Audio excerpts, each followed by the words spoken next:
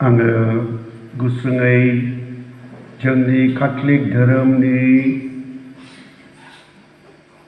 आसामाव फैनायखौ जारिमिनखौ एसे फोरमायथिनो हास्थायगोन। नोंथांमोना बुजिगोन बेबायदि जारिमिना बिराद गोलाव, इनायनो गोलावथार। बेनिखायनो गासैखौ जोङो बुंनो हानाय नङा। गेजेर गेजेर साफा सानैनि मुंखौ लानानै जों एसे एनै बुंनो हास्थायगोन। थेवबो जेसेबां ब्रादार दौरिफोर बेयाव जोंनि एरियायावहाय खामानि मावबोदों, जोङो बिथांमोन बयखौबो जोंनि बिनायावहाय दिनै गोसोखांनानै जों बिनान होगोन जाहाथे बिथांमोना इसोरनिफ्राय मोनसे गिदिर बान्था मोननाय बादि। जोंनि ओनसोलाव फादार फ्रान्सिसआ बांसिननि मुंफोरखौ फरायनानै होबाय, फोरमायथिबाय। बिथांमोन आरो गुबुन सोरबा जों बावनो हागौ, मानोना बबेबा जारिमिनावहाय एसे गोनो गोथोबो दं। बिनिखाय मालाबा नामफोर नङाब्ला तारिखआ एसे मिलायै बायदि जायो। थेवबो जोङो मिथिगौ मिशनारिफोर फैबाय बेयाव जोंनि गेजेरावहाय। जुदि जों बे जायगायाव जिरायनो मोनबायब्ला बे जाबाय इसोरनि गिदिर अननाय। मानोना इसोरा जोंखौ बिसेस लामाजों अननानै मिशनारिफोरखौ जोंनि गेजेराव थिनहरबाय। अब्ला काथलिकफोरनि गेजेरावहाय बयनिख्रुइ सिगाङो काथलिकफ्रा जायफ्रा बे आसामाव फैदों, सानै जेसुइट सांगातनि दौरिफोर दंमोन। बिसोरो जाबाय फादार स्टीफेन कान्सेला आरो जन काब्राल। बिनि उनाव मेरला गुबुन गुबुन दौरिफोर फैदों। बिसोर सानैया तिबेट हादराव थांदोंमोन। लामायावहाय आसामाव दसे थानानै एसे एनै मानसिखौ जिसुनियाव लाबोनो हादों। आरो बिथांमोननि उनाव गोबांथार गुबुन गुबुन फादारफोर फैदों आरो एसे एनै खामानि मावदों। बबेखानि जोंनि सेलेसियन सांगातनि ब्रादार दौरिफोर 1933 बोसोरावहाय जोंनि गेजेराव सफैनानै बे एरियाफोरखौ फुरा गुबुन खालामबाय। बिथांमोना गावसोरनि गोसो जिउ मोदोमखौ होनानै इसोरनि हाबाखौ मावदोंमोन आरो बिथांमोननि मावनायनि फिथाइखौ जों दिनै नुनो मोनो। बिथांमोननि गेजेरावहाय गिबियावनो सानै दौरिफोर दंमोन। सासेया जाबाय फादार लिअ पियासेस्की, पलेन्ड हादरनि। बिथाङा फ्राय आसामनि गासै हादरावहाय एसे एनै गिदिङै जों खोनानो मोनो मालाबा 300 साननि बारासो गिदिङोमोन। 365 साननि गेजेराव 320 बायदि बिथाङा गामियाव गिदिङोमोन। बिदि जों बहायबा लिरनायखौ नुयो। बेजों लोगोसे सासे फादार विन्सेन्ट स्कुडेरि, बिथाङा बिराद गुदुं गोसोनि मानसिमोन। बिथाङा इटालि हादरनिफ्राय। बिथाङा गोख्रैनो हमनो मोनदों दि बे एरियाफोरावहाय ट्राइबेलफोर दं आरो ट्राइबेलफोरखौ आखायाव लानो हायोब्ला ट्राइबेलफ्रा खृष्ट धोरोमखौ लागोन होननानै। अब्ला फादार स्कुडेरिया बिराद गोसो होदों ट्राइबेलफोरनि गेजेराव मावनो थाखाय। बे समावहाय 1933 मायथाइयावहाय माबा जादोंमोन। लुथेरानफोरनि गेजेरावहाय बिसेसकै बे नान्दुरबारि एरियायाव लुथेरानफोर बुरजा दंमोन। गावसोरनि गेजेरावहाय असुबिदा जानानै खावनै बायदि बाग जानानै थाबाय खावनै खावथाम बिनि गेजेरावहाय सासे लिडार बायदि गाहाय बायदि बिनि मुङा जाबाय फिलिप फुलसिं बसुमतारी बियो सासे लुथेरानमोन बियो खोनानो मोनदों जे सालेसियन संघतनि सोरबा दौरि दं गुवाहाटीयाव थाङोब्ला बिथांखौ लोगो मोननो हागोन होननानै अब्ला बिथाङा थांनानै बिथाङा फादार स्कुडेरिखौ लोगो मोननानै फादारनियाव खावलायदों फादार अन्नानै जोंनि गामियाव फैदो मानसिफ्रा नोंखौ लोगो लानो गोसो दं अब्ला फादारा गोसो खुसियै नान्दरबारिथिंयै फैनानै बिथांमोनजों लोगोसे बियै गाहाम बाथ्राखौ फोरमायथिदों आरो थांफिननायावहाय बियो बिदाय लादोंब्लाबो बियो मालाबा फैफिनगोन होननानै समाय लादों नाथाय मास मोनसेनि गेजेरावनो बे फुलसिं बसुमतारीनि गोसोआवहाय गोजोननाय गैयामोन लुथेरान धोरोमाव थानानै गोजोननाय गैयामोन गोख्रैनो बिथाङा कैथलिक धोरोमाव हाबनो गोसो जादोंमोन अब्ला मास मोनसेनि गेजेराव बिथाङा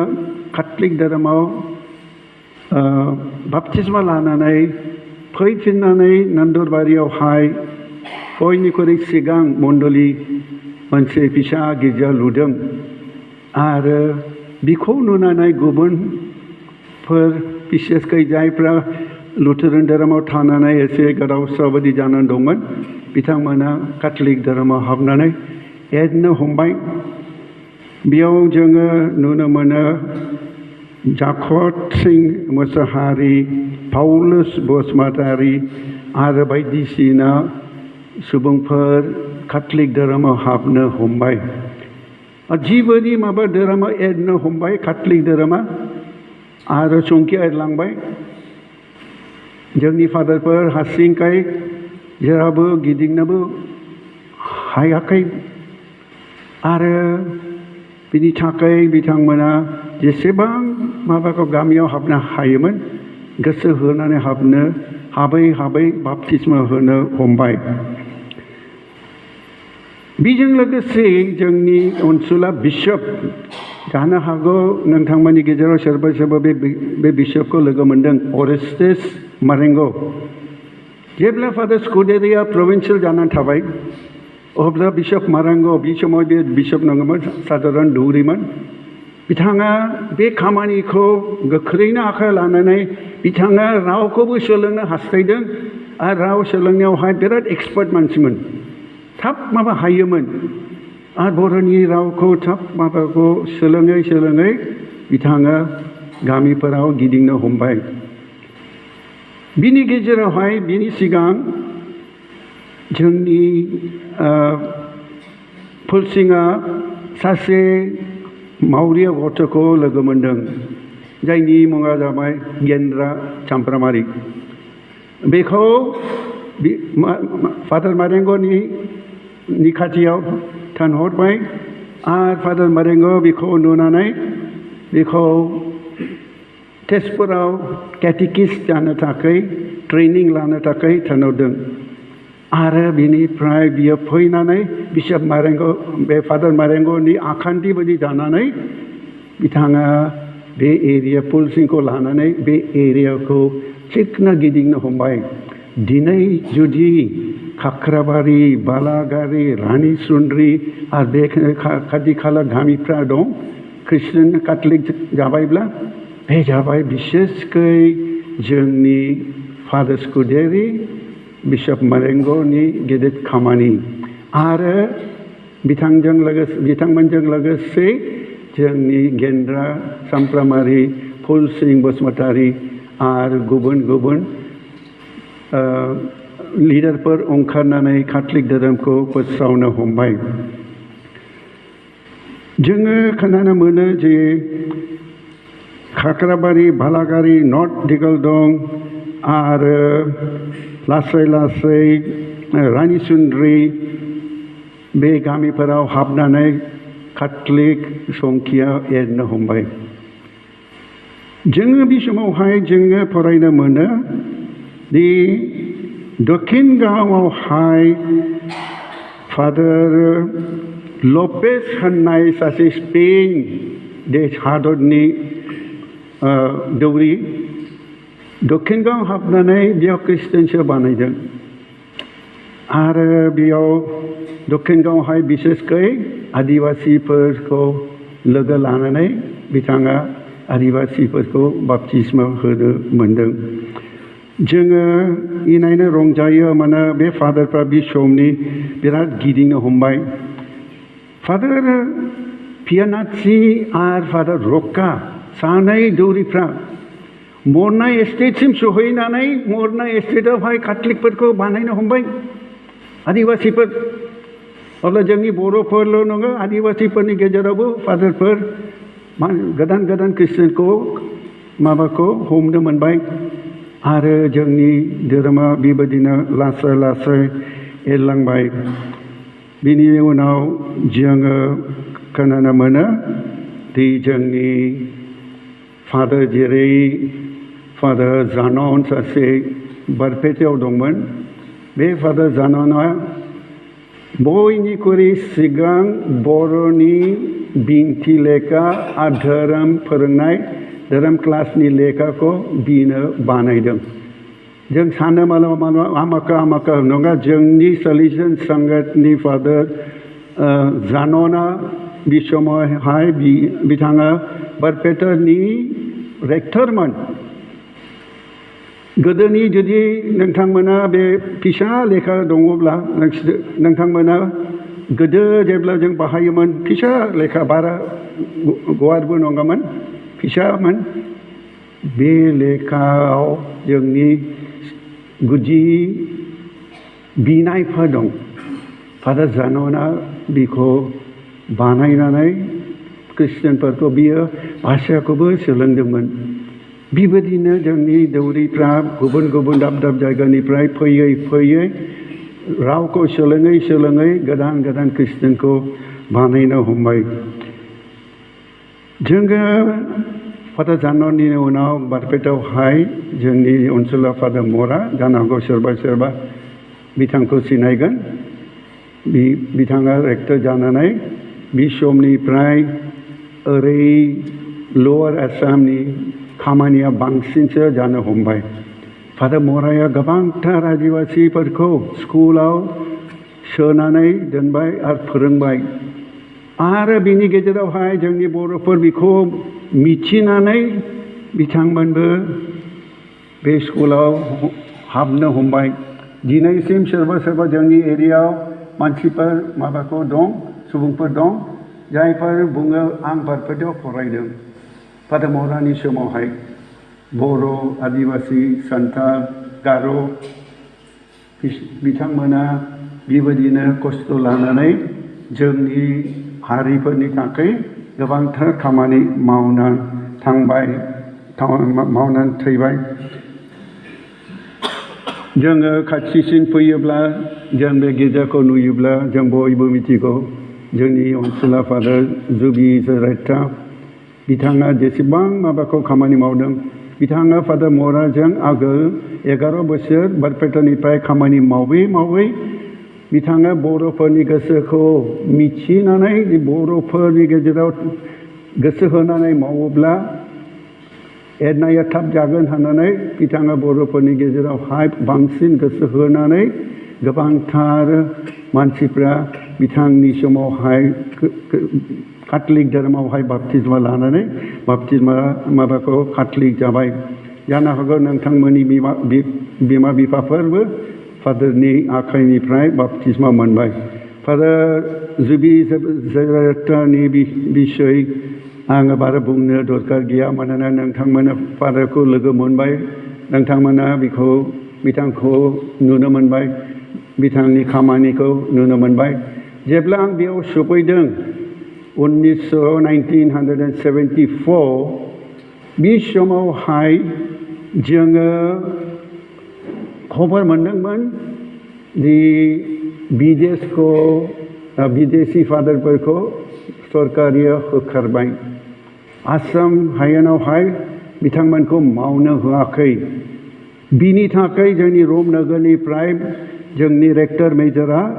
लाइजाम गांसे हरदों सोरबा सोरबा आसाम मिशनआव खामानि मावनो थाखाय गोसो दङब्ला अन्नानै नामखौ होदो आरो प्रभिन्सियेला बेखौ मिथिनानै थाब बिथांमोनखौ थिनहरनांगौ होननानै अब्ला आं दौरि जानाया 1970 बोसोराव आङो बे समावहाय एप्लाइ खालामनानै 4 बोसोरब्रै बायदि आङो गावनि देशआव मावनानै आंबो लाइजाम गांसे लिरनानै आरो आंहा सासे लोगो दं बिथाङा थैनानै थांबाय जों सानैया एप्लिकेसन खालामनानै जों बेयाव सफैबाय बे समावहाय आयेन दंमोन बिदेशफोरा बेयाव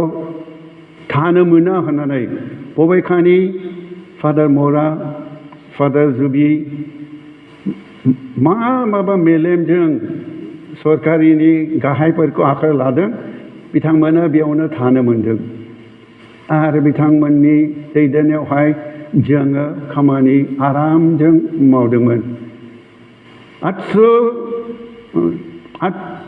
48 बोसोरनि सिगां जेब्ला आं फैजेनदों बे गासै एरिया माबायदि आं मिथिगौ खुनु लामा गैयामोन बिराद खस्थ' थाबायनो मानो थेवबो मिशनारिफोर बिनि सिगां बहुद सिगां फैनानै बे एरियायावहाय गिदिंदों थाबायदों मालाबा मालाबा बिशप मारेंग'आ मैदेर सायाव गाखोनानै मिशनफोराव फैयोमोन आरो बायदिसिना खस्थ' लानानै बिदि फैयोमोन आं जेब्ला फैदों एसे एनै सुबिदा दंमोन बबेखानि बिनि सिगां बिराद खस्थ' लादोंमोन आङो मोनसे फिसा माबाखौ बुंदोनि आरो फोजोबदोनि बारा गोलाव बुंनो गोसो गैया बे समावहाय सराइबिलथिङै सभा जानायनि खोथा दंमोन बिशप फेरान्ड'आ शिलंनि बिशप आरो आसामनि बिशपमोन बे सभानि थाखाय बर'फोरनि सभा बिथाङा हांख्राय हरजादों आरो बिथाङा फैदोंबो बबेखानि शिलंनिफ्राय फैनो थाखाय बिराद खस्थ'मोन गारि लानांगौ थाबायनांगौ बे दै ब्रह्मपुत्र दै नावजों बारनांगौ ट्रेन गारि गंसेल' दंमोन दिनावहाय आरो बेबायदिनो बिथाङा इनायनो खस्थ' मोनदों ट्रेन गारियाव गाखोनानै गसाइगावआवहाय ओंखारनायनि खोथामोन बबेखानि मानसिया मेंनानै मा जाखो जेब्ला गसाइगाव फैदों मानसिया थिनथ'नानै उन्दुबायमोन आरो बाहेराव गसाइगाव स्टेशनावहाय फादार मारेंग' बिशप जाय उनाव बिशप जादों नेगासिनो दं आरे फादारा बे बिशपआ फैयाखै ट्रेना बेनि गेजेराव थांबाय आरो बिशपआबो बेयाव उन्दुयै गुबुनाव सहैबाय बेनिफ्राय मानसिफोर गामियावहाय 4टानिफ्राय नेगासिनो दं 6टा बारबाय बिशपआबो गैया माबाबो गैया खुनुरुखुम सोरबा सोरबा होसोनानै उनाव बिथांखौ लोगो मोननानै बिथांखौ गसाइगावसिम दैदेनबोबाय हरसे गसाइगाव महायबा माबा साहा बागानावहाय एसे एनै 2 घन्टा 3 घन्टा आराम लानो मोनदों आरो अखा नायसि सराइबिलाव बे सभायाव नुजाहैबाय बेबायदि बिराद खस्थ' लानानै बिथांमोना जोंनि गेजेरावहाय खामानि मावदों आंनि अनजाग्रा खृष्टनि लेङा लेंजाफोरा आं बारा गोलाव बुंनो थांलिया मानोना बेबायदि जारिमिनाथ' खोनासंनो मोजां बबेखानि गोलाव बुङोब्ला मानसिफोरबो गोसो बायो बेनिखायनो आं माबाखौ बेयाव फोजोबदोनि आंनि बुंनांगौ बाथ्रा बेनो आंनि अनजाग्रा खृष्ट सिबियारिफोर जुदि नोंथांमोना दिनै बे जायगायावहाय गोथार जायगायावहाय जिरायनो मोनदोंब्ला जुदि दिनै जोंनि गेजेरावहाय जोंनि फिसा फिसौफोर मोजां साखरि मोननानै थाबायगासिनो दंब्ला जुदि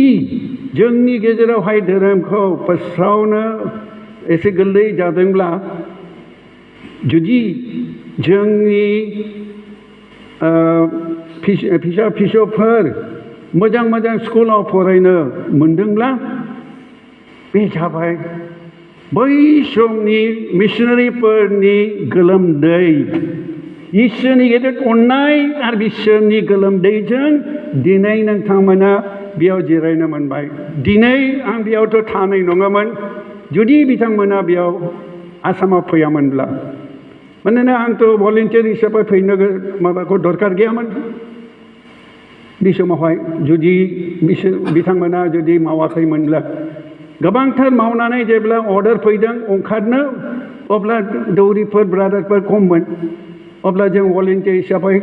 फैदों आं हले बोसोरथामनि थाखाय भलेन्टियार मावनानै आं थांफिनगोन सानदों 48 बोसोरसो जानानै थांबाय बोरायलांबाय हाथायबो गबाय मा खालामनो बेनिखायनो बबेखानि आं गोसो गाबफिना आं इसोरखौ इनायनो हामबाय होयो मानोना आंबो एसे एनै इसोरनि खामानि मावनो मोनबाय इसोर आंखौ माबायदि अनदों आङो आन्दायगासिनो दं आं आन्दायगासिनो दं मानो इसोर आंखौ एसेबां अनदों मानो आंखौ अनखो आं एसेबां मोजां मानसि नङा आंबो पापि बेबायदिनो इसोरा गोदोनि मिशनारिफोरखौ अननानै गोहो होनानै बिथांमोनखौ मावहोबाय आरो दिनै गावनि रायजोआव लांबाय आंनि अनजाग्रा ख्रिस्ट' सिबियारिफोर अननानै दिनै जोंजों लोगोसे जेब्ला जों गोथार बुलिखौ बावगोन नोंथांमोनबो जोंनि थैनानै थांनाय ब्रादार फादार सलिजन संघतनि ब्रादार फादारनि थाखाय बिनानै होदो जाहाथे बिथांमोना इसोरनि रायजोआव हाबनाय बायदि नङा मानोना जों मिजिंथियो इसोरनि रायजोआव हाबखाबाय बबेखानि इसोरनि गिदिर अननायखौ मोननानै गोजौनिफ्राय जोंखौ दैदेनलांनाय बायदि गोजौनिफ्राय जोंनि सुबिदाखौ नायनाय बायदि बिथांमोना जुदि इसोरनि सिगाङाव जोंनि थाखाय बिनानै होयोब्ला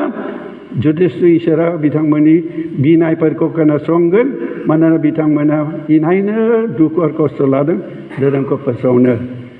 दे बिदिब्ला दिनै जों मोनसे गोथार न'खर बायदि बै रुंसारि जानाय ब्रादार फादारफोर जोंनि संघतनि बिथांमोनखौ जोंनि बिनायावहाय लाफादोनि आरो बिथांमोनखौ इसोरनि आखायाव गथायदोनि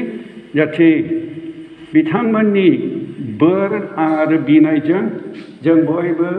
साबसिन ख्रिस्टियान जानानै आफा इसोरनियाव मोनसे गोथार न'खर बायदि सानसे इसोरनि रायजोआव हाबनो मोननाय बायदि जिसु बाख्नाय जाथों।